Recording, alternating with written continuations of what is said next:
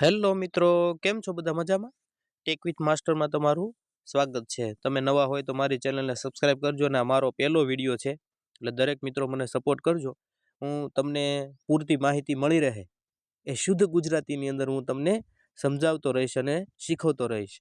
આજે આપણે જોવાનું એ છે કે વિડીયોની અંદર એ કઈ રીતના આપણે છે એ ટેક્સ્ટ સ્ક્રોલિંગ કરી શકીએ મોબાઈલ થ્રુ, કે મોબાઈલમાંથી તમે ટેક્સ્ટ છે, ફોન્ટ લખેલું અક્ષરો છે એને કઈ રીતના ઉપર નીચે કરી શકીએ અને તમે વાંચતા જાવ ને અક્ષરો ઉપર ચાલતા જાય એ કઈ રીતના કરી શકાય એ હું તમને આજે જણાવીશ. અને એ વીએનમાંથી આપણે એ શીખવાના છીએ. તો પહેલાં આપણે વીએનની એપ્લિકેશન ઓપન કરી લેશું. તમારે પ્લે સ્ટોરમાંથી એ ડાઉનલોડ કરી લેવાની અને અહીંયા પ્લસની નિશાની છે નીચે તમે જુઓ, એના ઉપર તમારે ઓકે મારવાનું અને ન્યૂ પ્રોજેક્ટ ઉપર ઓકે મારવાનું. ન્યૂ પ્રોજેક્ટ ઉપર ઓકે મારશો ને એટલે તમારે પહેલાં બેકગ્રાઉન્ડ પસંદ કરવું પડે.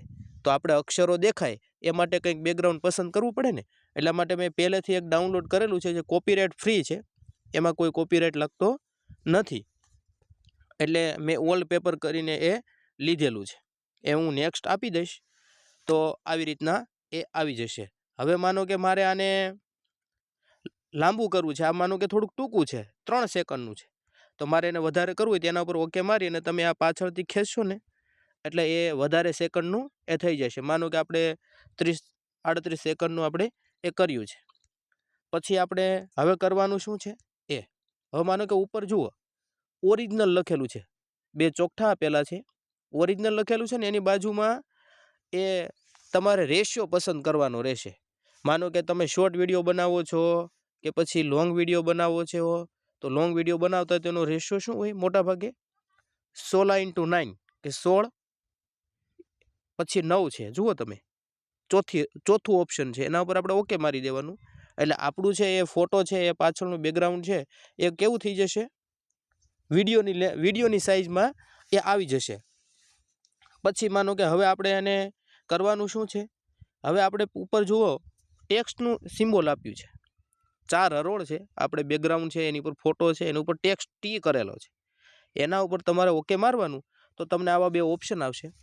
એમાં પહેલો ઓપ્શન છે ટેક્સ્ટ, એના ઉપર ઓકે મારવાનું. એમાં જો તમારે ફોન્ટ બહુ મોટા રાખવા છે, લોકોને દેખાય એમ રાખવા છે, તો પહેલું ઓપ્શન રાખવાનું.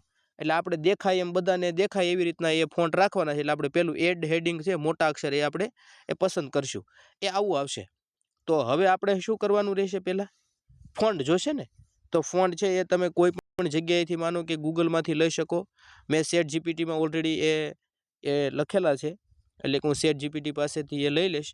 અને જુઓ આ એક નાની અમથી વાર્તા છે, એ વાર્તાને આપણે ઓલ સિલેક્ટ કરી અને પસંદ કરીને કોપી કરી લેશું. કોપી કરી અને અહીંયા આવી જશું. અહીંયા આવી અને અહીંયા પેસ્ટ કરી દઈશું. હવે પેસ્ટ કર્યું છે તો આવું ઓપ્શન ખુલ્યું. જુઓ હવે આવું થઈ ગયું હોય તો શું કરવું પડે? તમે જુઓ ઘણી વખત આવું થઈ જાય, લાંબી લાંબી લાઈન થઈ જાય તો મુશ્કેલીમાં મુકાઈ જાય, તો બહુ જાજુ થઈ ગયું.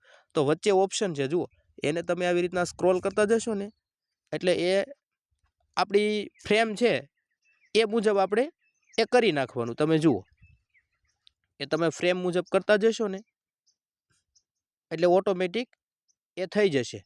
અક્ષરો એની રીતે એ પેરેગ્રાફની અંદર સમાતા જશે. આ તો બહુ જાજુ બધું થઈ ગયું છે. જુઓ એ આપણી ફ્રેમ પ્રમાણે હમણાં એ અક્ષરો બધા આવી જશે, જ્યાં સુધી ફ્રેમમાં ના સમાય. જુઓ એ આવી ગયા છે. તો હવે તમારે છે એ આને ફ્રેમ મુજબ હજી થોડાક આપણે એને લેન્થમાં લઈ લઈશું. જુઓ આ થઈ ગયું છે. હવે માનો કે તમારે આને કલર કરવો છે. હવે આપણું બેકગ્રાઉન્ડ તો આવું છે, તો તમારે એને કલર કરવા માટે તમારે શું કરવું પડે? નીચે જુઓ કલર ઘણા બધા દોરેલા છે સર્કલની અંદર, એના ઉપર તમે ઓકે મારશો એટલે આવી બધી ફ્રેમ આવશે. જો બધા પ્રકારના ટી લખેલા છે. માનો કે આપણે બ્લેક ટી રાખી શકીએ, એ ફ્રેમિંગ વાળું રાખી શકીએ, ફ્રેમ વગરનું તમે રાખી શકો.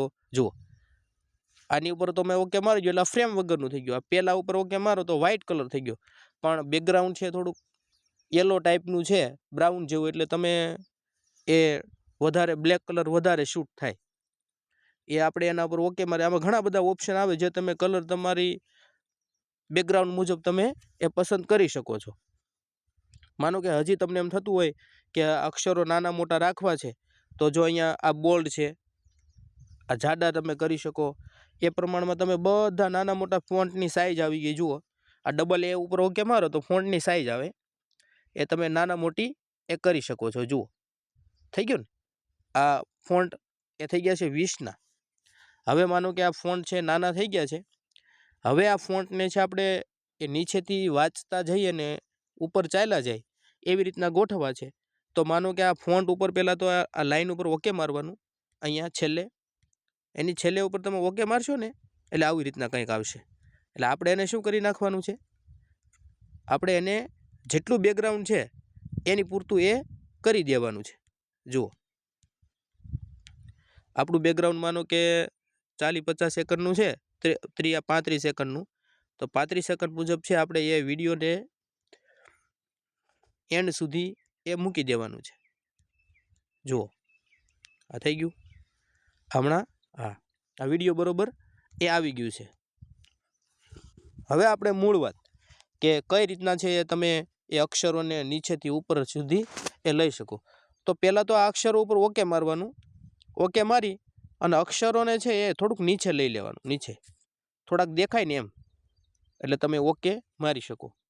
ઓકે મારો ને પછી તો ટેક્સ્ટવાળી લાઈનમાં તમે આખું જે વાક્ય લખ્યું છે એના ઉપર તમે ઓકે મારશો ને એટલે એ કંઈક આવું પોર્શન એ ખુલશે, એ તમે જોઈ શકો છો.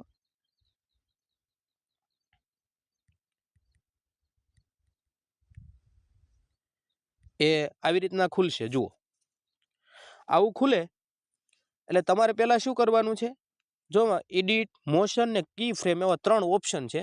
ઓપ્શન તો ઘણા બધા પણ પહેલાં 3 છે ને એમાં ત્રીજું ઓપ્શન ઉપર તમારે ઓકે મારી દેવાનું. ઓકે મારી દેશો ને એટલે તમારે જતું રહેવાનું છેલ્લે જતા રહ્યો. તો છેલ્લે પણ જે એન્ડ હોય, એન્ડ આપણે જે વિડીયો પૂરો થતો હોય ત્યાં એના ઉપર એ ઓકે મારી અને અહીંયા પણ તમારે છે એ કી ફ્રેમ મારી દેવાનું. તમે આ કી ફ્રેમ એ મારી દીધું બરાબર. પછી તમારે શું કરવાનું છે, અક્ષરો છે તમારે એને પકડી અને ધીમે ધીમે ઉપરની તરફ લઈ જવાના છે. જુઓ આ હું ઉપરની તરફ એ ક્લિક કરી અને લઈ જાઉં છું. ક્યાં સુધી લઈ જવાના, દેખાય નહીં ત્યાં સુધી. થઈ ગયા. પછી તમે જેવું નીચેથી છે એ તમે બેકગ્રાઉન્ડ છે ને આમ ઘસજો એટલે જુઓ આવી ગયા. એ હવે એની મેળે ચાલશે. જો આજે આપણે એને એ શરૂઆત કરીએ. જુઓ એક ગરીબ ખેડૂતનો દીકરો જીતુ રોજ આકાશમાં ઉડતા વિમાનને જોઈને કહેતો, એક દિવસ હું પાયલટ બનીશ. લોકો હસતા, ઘરમાં પૈસા ઓછા હતા પણ કિંમત મોટી. આ પ્રમાણે છે જુઓ એ ટેક્સ ચાલતા જાય છે ને. તો દરેક મિત્રો છે ધ્યાનથી જોજો. જો તમને એમ થતું હોય કે ભાઈ મારી સ્ટોરી મોટી છે તો તમે મોટી સ્ટોરી મુજબ છે તમે એને એ લંબાઈ એની લઈ શકો છો. એટલે કે અહીંયા છેલ્લેથી તમે એ લંબાઈ કરી શકો છો. એટલે કે ટાઇટલની અંદર કે બધું તમે ઘણું બધું આમાં ઉમેરી શકો છો. અને તમને એમ થતું હોય કે ભાઈ મારે આમાં ફોટો ઉમેરવો છે તો તમે ફોટો ઉમેરી શકો, સોંગ ઉમેરી શકો. એટલે આવી રીતના તમે ઘણું બધું એ એડિટિંગની અંદર એ મેળવતા જશો. હવે સોંગ કઈ રીતના ઉમેરવું, બેકગ્રાઉન્ડ મ્યુઝિક કેમ મૂકવું, ફોટાઓ કેમ મૂકવા, એ બધું જાણવા માટે તમે છે એ પાછા મારા બીજા વિડીયોની અંદર એ રાહ જોજો. હું તમને જરૂરથી શીખવીશ. જે વીએન તમને ખરેખર સરળ રીતે એ શીખવી શકે છે. એટલે દરેક મિત્રો છે એ ખાસ કરીને આ વિડીયો છે એ આગળ સુધી શેર કરજો મિત્રો, કોમેન્ટ કરજો, લાઈક કરજો અને સબસ્ક્રાઈબ કરવાનું ભૂલતા નહીં.